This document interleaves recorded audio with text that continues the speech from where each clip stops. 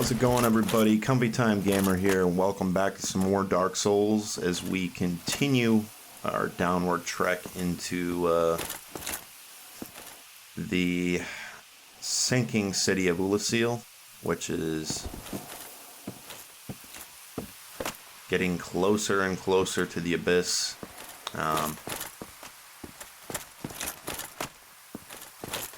Yeah, okay, I was trying to remember where I stopped the last part at that chest, that mimic chest on top of this little tower here, so. And I already took care of these guys, okay. First thing I notice when I come down here is that there's a new, I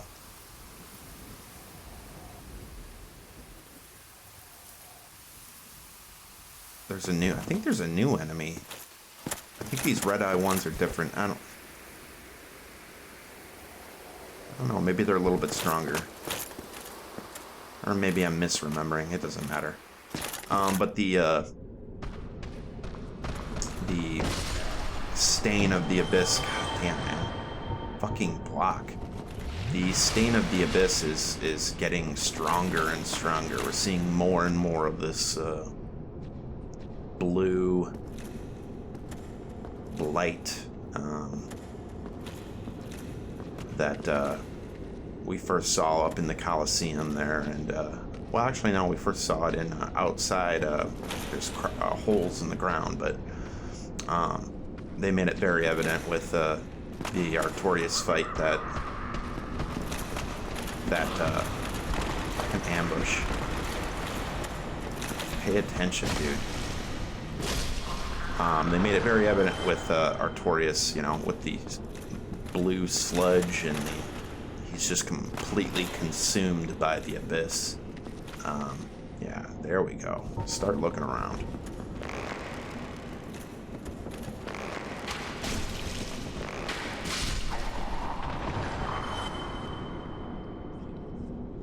There are a lot of these enemies down here.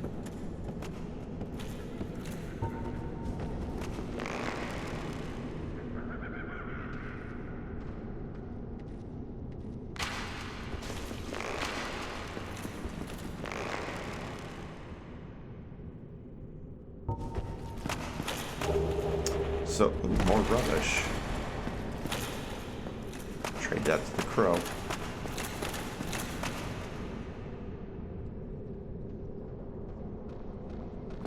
That ghost kind of scared me at first down there. You're not gonna come up, buddy? Come on now. Forget I was up here?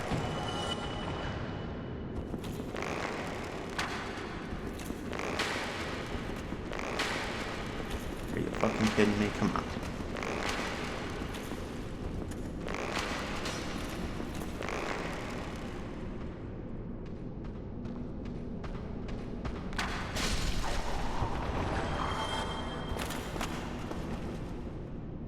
Be wary of back.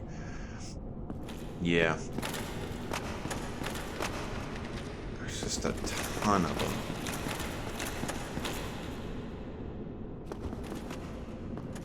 I'm guessing if you don't, yeah, if I wouldn't have seen that guy up there, he would drop down behind me. I will, not make you watch me. I'm really starting to cut out more and more of, just some shit that, you know, I think you guys will find boring.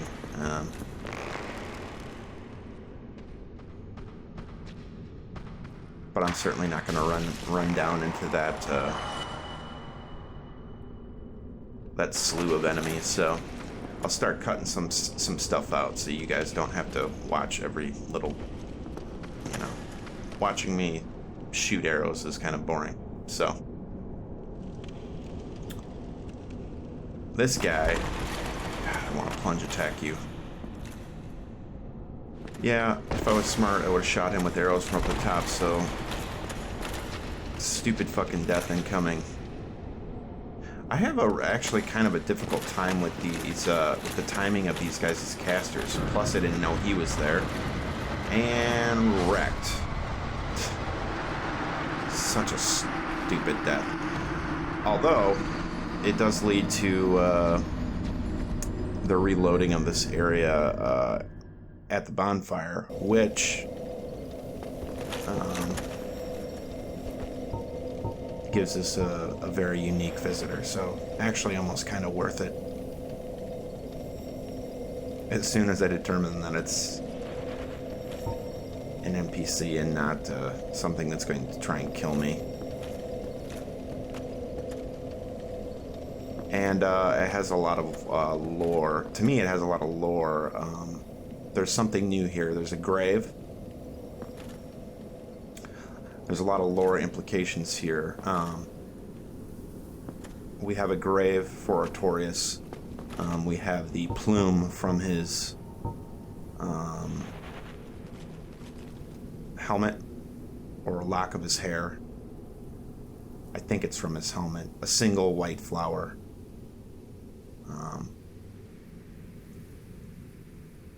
The symbology on that gravestone is actually it's around here in the arena. You can see it. Is that not the soul of the man who fell on this spot? He was a dear friend. I wish to pay proper respect with that soul. Would you be willing to part with it?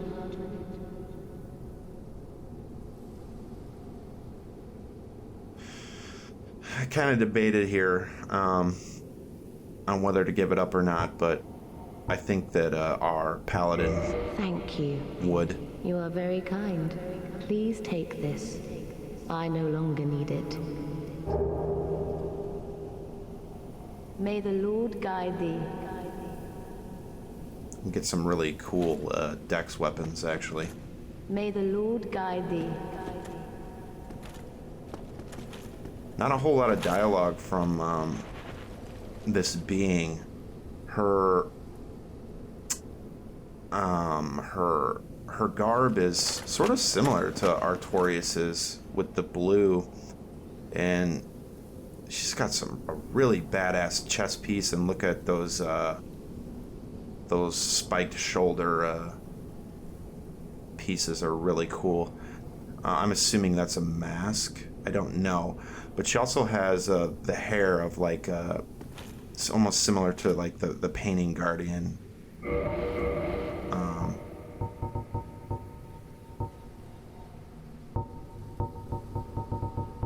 And she gave us some very fucking cool weapons. If I was a hardcore dex build, these would be really fun to play around with. This thing's got a 300 bleed, good base stats, A scaling on dex, slashing only. No bonus to the critical, but cursed sword used by the Lord's blade Kieran, one of Lord Gwyn's 4 knights. Kieran brandishes her sword in a mesmerizing dance, etching the darkness with streaks of gold. And then the dark silver dagger used by blah blah blah. The victim is first distracted by dazzling streaks of the gold tracer, then stung by the poison. Which I find interesting because I see no poison effect on this, but it does have a 160 critical, and it has a S scaling with dex. It has slash and thrust. Much lower physical base damage, but man, that could be a really, really fun dagger for a full dex build. Or a high dex build.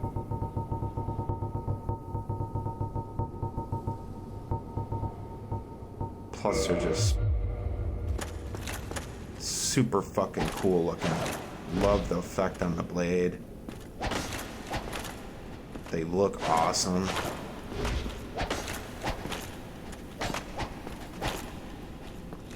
Sort of playing around with the moveset, if you guys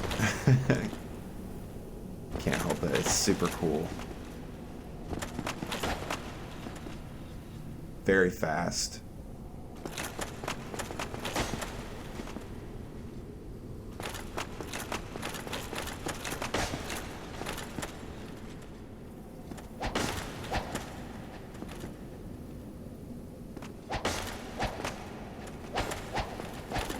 Look at that shit. Doesn't take a whole lot of stamina off either. I mean, I don't know what the bleed buildup for each strike of this weapon is, but man, pretty awesome. And this other one is just straight up nasty looking. Nasty in a good way. Oh. Very, very rapid, low stamina usage attacks. Look at that. You can just keep pumping those out. This thing's got that, and it's got that 160 crit on it. Just nasty looking. Very, very cool looking weapon. Trying to think back. I can't remember if this is a dagger or a curved, classified as a curved sword. It does have that thrust, so you could,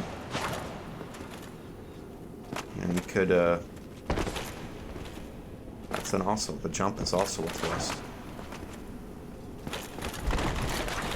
So you can do some stuff with the Leo there to get some counter hits. Did you really slay Knight Artorias? I'd heard the Abyss found him first, but even still, that's absolutely treacherous. Yes, magnificently so.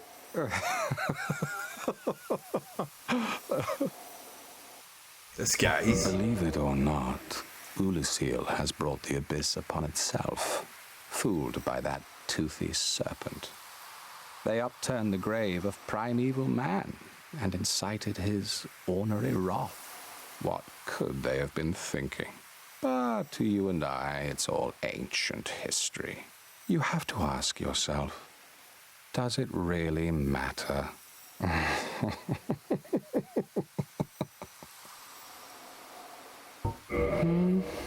I've little to talk about, really. Oh, you know me. What do I know? More than you're telling me. Actually, some pretty interesting dialogue there. He sort of confirms that he says toothy serpent, and the one serpent that we know that's connected to the Abyss and bringing about darkness is Cath. So Cath apparently fooled the denizens of Lucerne into disturbing the grave of primeval man. Now, primeval isn't the same as primordial, but I believe primeval would mean that it's the first man, or very, very early man. I don't know. I'd actually have to do a dictionary check on that one. I'm not 100% positive. But, you know, for our discussion right now, very, very early man. And it's all kind of coming together in this DLC, to be honest with you. We've picked up all these sorceries with, oh, sort of a nasty little ambush here where I almost die. Yeah, that could have been bad. We've got these sorceries that are all humanity-based Abyss sorceries. The Abyss is tied very, very close. The Abyss and the darkness is tied very, very close to man. And in this DLC, they're straight up like telling you, in a Dark Souls fashion, that I need to be quiet here so we can hear this audio cue. Boom, right there. That's the so I see this chest over here. That's the same audio cue that the developers had at the spot where we had to use the light. So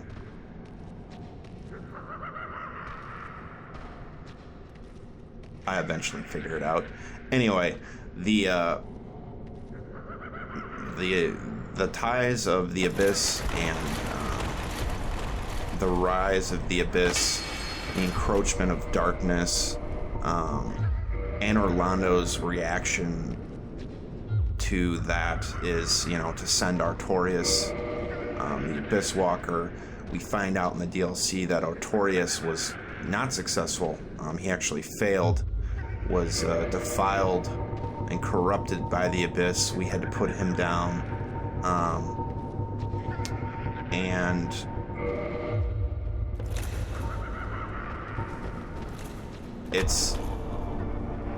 the story is so crazy now, because it's like,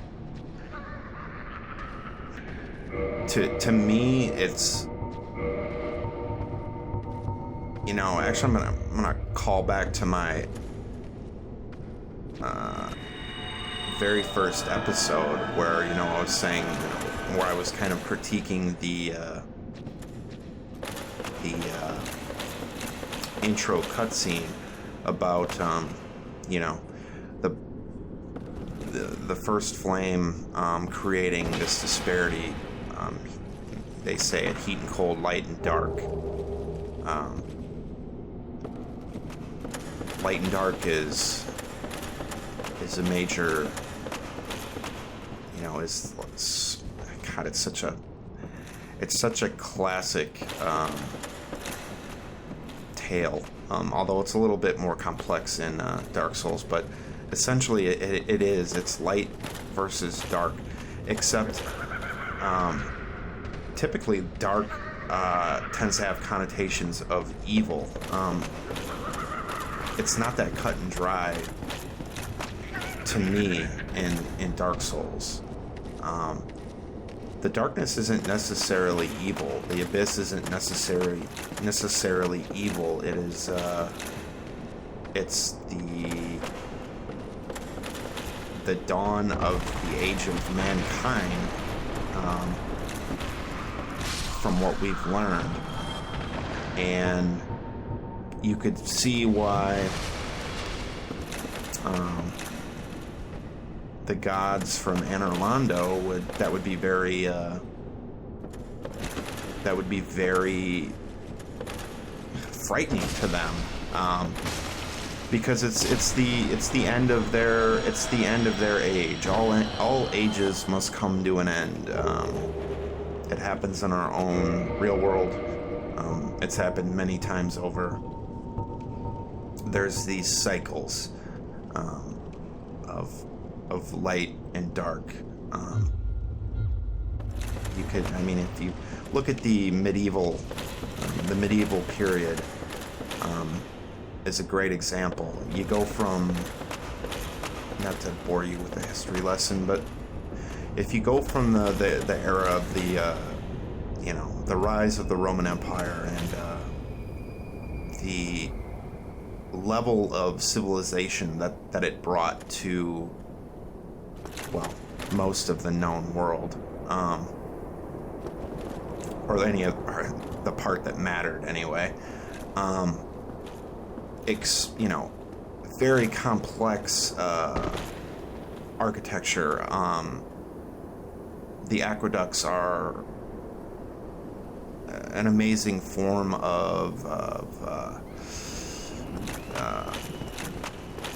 basically a city healthcare system.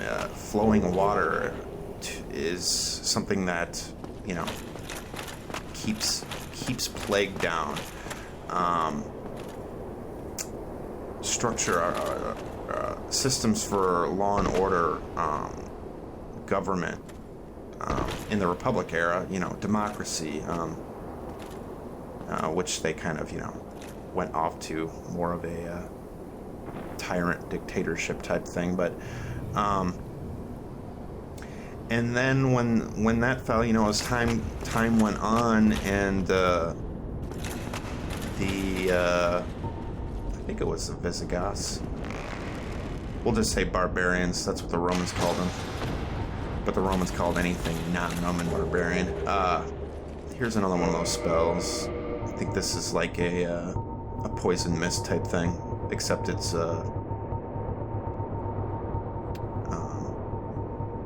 abyss-based. Relatively close to humanity, it also happens to be a terrible poison for humans. Perhaps it reflects man's cruelty against his own. So that's a very interesting spell because it's letting us know that humanity is pure humanity, or too much humanity is actually quite poisonous to humans, which is, I don't know, fucking weird, but anyway, yeah. So stupid. I was like so close to the shortcut there. I mean, I didn't know. I ended up finding it later, but if I just would have ran over, I could have grabbed that sweet shortcut. But after finding the key, I was so pumped to see what was behind the locked door up here, because I'm assuming it's it's the only thing that we found that's been locked so far. And actually, it's worth it. Because we get to meet one of the coolest NPCs. But let me wrap up my stupid Roman conversation. So the barbarians come in, the Western Roman Empire falls, and after a certain amount of time, we move into the medieval period, and it's not only is it darker, it's literally darker. In climate, it's colder, it's darker. But so much information is lost that they're not able to achieve this sort of architectural and engineering feats for a very long time after that. So, ebb and flow. Cycles, man. Coolest fucking NPC, I swear to God. He's got that same... he's a massive creature. He's got a tiny little knife, but he has that same sort of gentle artisan type of like the giant blacksmith with his hammer, where he does those little taps. So cool. Massive fucking bow. Massive bow. Look at that fucking thing. It's crazy. He also has some sort of gold ornamentation here. A visitor, have we? Thou must be the one who freed Artorias. That old friend he was. Thanks to thee, he left this world with honor intact. And here I am, retired and blind. Of little help to thee, I'm afraid.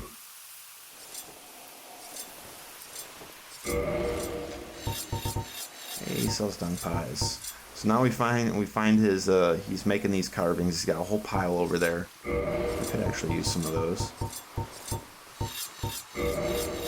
He's got a couple other ones. We'll end up buying those just for fun.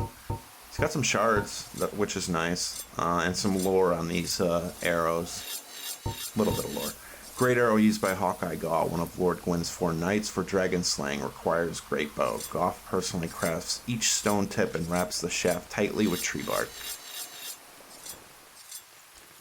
Pretty cool, man. So this is Hawkeye. We've had his ring for quite some time now. Dragons shall never be forgotten. We knights fought valiantly.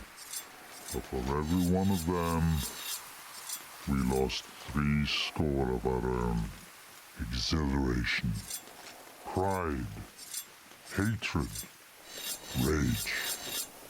The dragons teased out our dearest emotions. Thou will understand one day. At our twilight, old thoughts return in great waves of nostalgia. So cool. There's very little to be said. What good is a dog with no hairs to hunt? But I'm lucky to be alive, I suppose. There's very little to be said. What good is a dog with no hairs to hunt? But I'm lucky to be... I don't know why he's locked up here. But he's blind. I don't know if that's like dried blood. He lost his sight. I don't know. I don't know if that's dried blood on his mask or what's going on there, but he's apparently blind. What good is a dog with no hairs to hunt? It's such a Farewell, you. it's such a Lead thy life. As interesting thou way of seest saying, you know, his purpose. He has no purpose anymore because the dragons have all been destroyed. Tomorrow, is the black dragon posing thee duress? Fuck yeah, he is. Yes, I thought as much. He's called Calamite.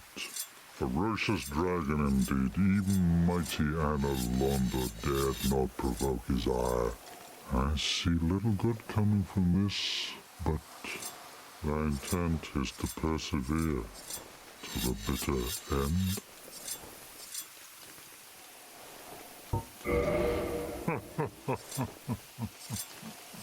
Good, good. What is bravery without a dash of recklessness?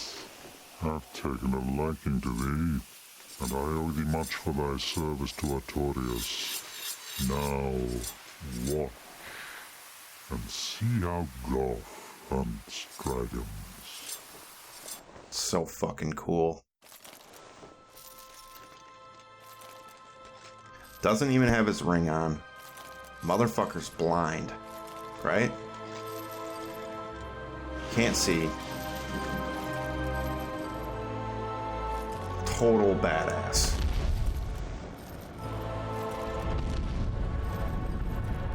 Love how all the little the wood shavings sort of fall off of him as he stands up.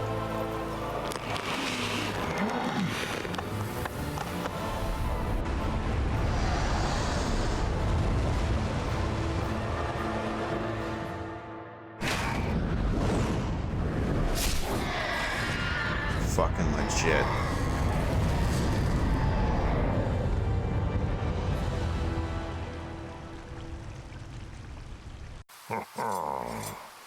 Yes, a truer shot was never loosed.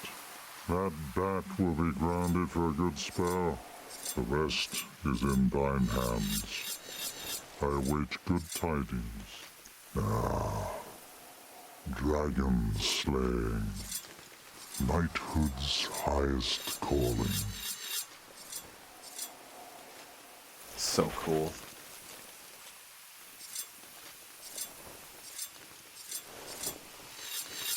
Shot that fucker by sound, man. So awesome.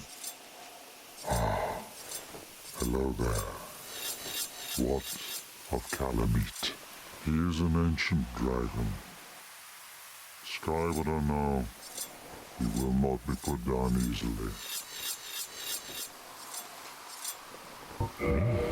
There's what good is, but I'm lucky to be.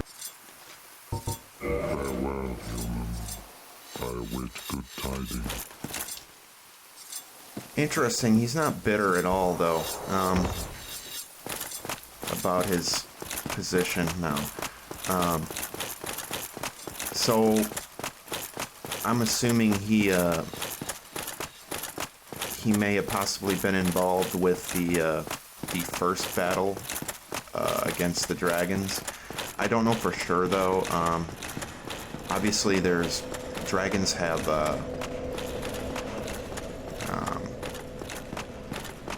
dragons have changed since the advent of the first flame, but we could talk a little bit about that more in the next episode because we are running out of time, guys. I wanted to keep this one short. As always, thanks for watching. Feel free to like, subscribe, comment, and we'll see each other in the next part.